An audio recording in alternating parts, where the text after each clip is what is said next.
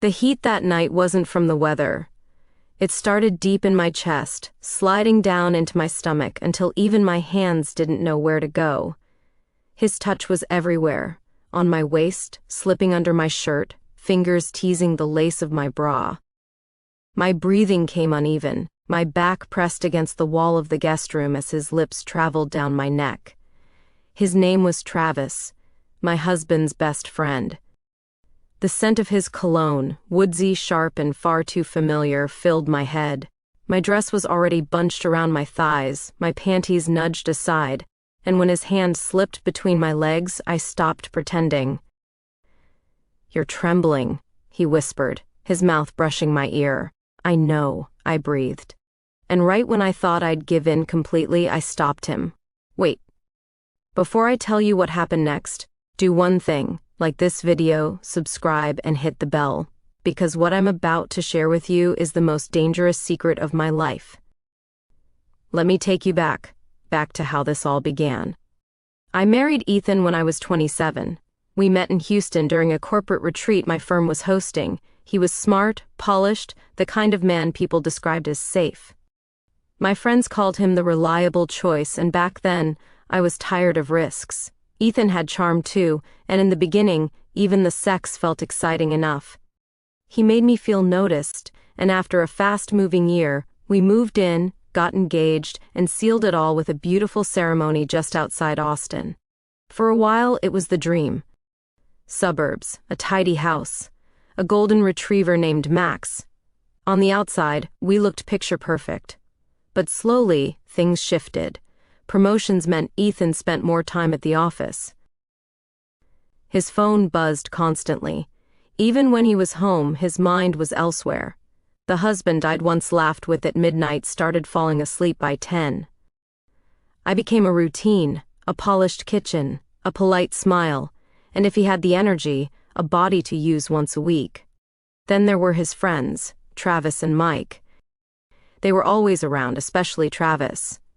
Travis had that rugged Texas boy confidence. Tall, broad, cocky enough that women turned their heads when he walked into a room. He flirted without shame, and everyone knew it. Mike, though, he was the opposite. Quiet, thoughtful. He worked in IT, barely spoke, but his eyes, they lingered longer than words ever could.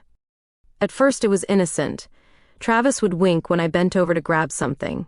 Mike would hover near me in the kitchen, pretending to help. It felt harmless, a little boost to my ego. But eventually, harmless turned into temptation. It happened one summer evening when we hosted a backyard barbecue. The grill was hot, music blasting, neighbors laughing, beer flowing. By 10 o'clock, Ethan had already had too much. He collapsed on the couch, snoring before the night even ended. I stayed behind in the kitchen, cleaning up. That's when Travis slipped in, beer in hand, standing too close behind me. "You always look good in this dress," he said, his voice low. I raised an eyebrow. "You've seen me wear this a dozen times." "Yeah," he smirked, "but tonight you're wearing it for me." I should have laughed it off. I should have told him to stop. Instead, I smirked back. "Don't flatter yourself." He stepped closer, close enough for me to smell the alcohol on his breath. "You're too beautiful to be wasting nights on a man who passes out by 10. I froze. Because in that moment, I wasn't Ethan's wife. I wasn't a homemaker. I was just a woman, being seen. I whispered back, almost against my own will, "Maybe I need someone to remind me what that feels like." That single sentence was the spark. It wasn't planned, but it replayed in my mind night after night until eventually temptation won. 2 weeks later, it happened. Ethan invited Travis over to watch a game. They drank, laughed, swapped old college stories. Around midnight, Ethan started nodding off. By the time the game was over, he was passed out on the couch, mouth open, snoring. I went upstairs pretending I was heading to bed, but I didn't sleep. I waited, listening. When the house finally grew quiet, I slipped back downstairs in my robe. Travis was still on the couch, flipping through channels. He looked up, his lips curving into a grin. "Couldn't sleep?" he asked. I didn't answer. I just sat down beside him, letting my robe fall open enough to reveal my thigh. His eyes darkened instantly. "You sure about this?" he whispered. I nodded, and that was it. The line was gone. He kissed me hard, desperate, like he'd been starving for me. My robe slid off my shoulders, his hands gripping my thighs as if I was something he'd dreamed of. I knew it was wrong. I knew Ethan was just a few feet away upstairs. But the truth? I didn't stop. Because for the first time in months, I felt wanted. Really wanted. And once you taste that, there's no going back. Ethan hosted poker nights once a month with Travis and Mike. Usually, I'd play the good wife, serve snacks, pour drinks, and then disappear to give them their guy time. But that night, Ethan asked me to stay a while. Said it made the night feel more fun. So, I stayed. I wore a black tank top with no bra and little gray shorts that clung in all the right places. I pretended not to notice the way Travis's eyes followed every move I made, or the way Mike's gaze lingered when I bent to pick up empty bottles. By the fourth round of whiskey, Ethan was slurring his words. "I'm gonna crash," he mumbled, stumbling off to the recliner where he passed out cold. I looked at Travis across the table. He grinned. "Guess it's just us now." Mike stood, grabbing his jacket. "I should probably head out," he said, but his eyes held mine a little too long before he left. Once the door clicked shut, the room grew heavy with silence. Travis leaned forward, elbows on his knees, eyes locked on me. "You're dangerous, you know that?" he murmured. I tilted my head, sliding a finger up my thigh. "Am I?" He didn't wait for permission this time. He pulled me up by the wrist, kissing me like he couldn't hold back anymore. His hands were under my tank top in seconds as he pressed me against the fridge, knocking magnets to the floor. "Bedroom?" he asked between kisses. I shook my head, breathless. "Couch." And that's where it happened again. Ethan slept just feet away, while his best friend made me moan into the cushions, my teeth biting down on my lip to keep from crying out too loud. It was reckless, it was insane, and it was exactly what I craved. It was a Thursday night. Ethan had left on a 3-day work trip to Dallas. I thought I'd have the house to myself, maybe wine and TV, nothing more. Then my phone buzzed. It was Mike. "You free tonight?" I frowned at the screen. Mike, the quiet one, the one who always watched me a little too closely. I typed back, "What's up?" His reply came fast. "I saw you. The night of poker." My heart nearly stopped. My fingers flew across the screen. "Saw what?" "You and Travis," he wrote. "You thought I left, but I came back for my watch." I saw everything. I almost dropped the phone. But before panic could consume me, another message arrived. "I'm not angry. I just don't understand. Why him? Why not me?" My stomach flipped.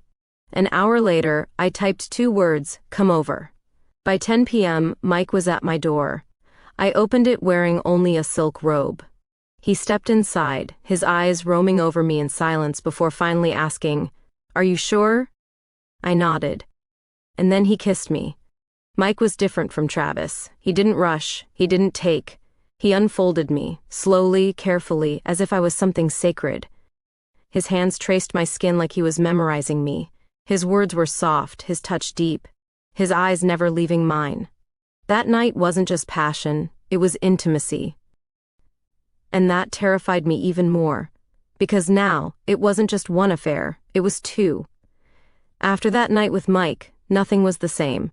Travis still texted me, still pulled me into quick, breathless encounters, stolen kisses in the laundry room, frantic touches in his truck parked in dark lots.